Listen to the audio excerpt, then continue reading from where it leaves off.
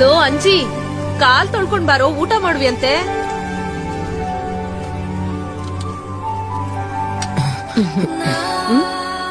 ಯಾರಪ್ಪ?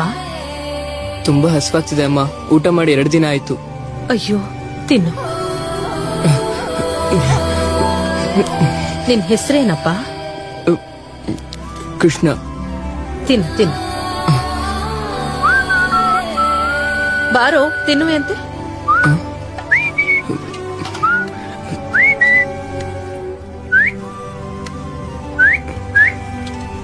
ಮೊದಲು ಕೂತ್ಕೋ.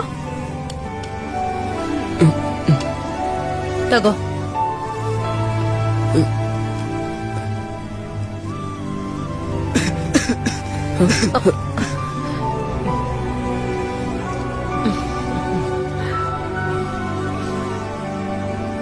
ರಮ್ಮ, ಈ ಅಣ್ಣ ಅಣ್ಣ ಅಂತ ಕರ್ದೆ ಅಲ್ವಾ, ಅಣ್ಣ ಅನ್ಕೋ. ಅಣ್ಣ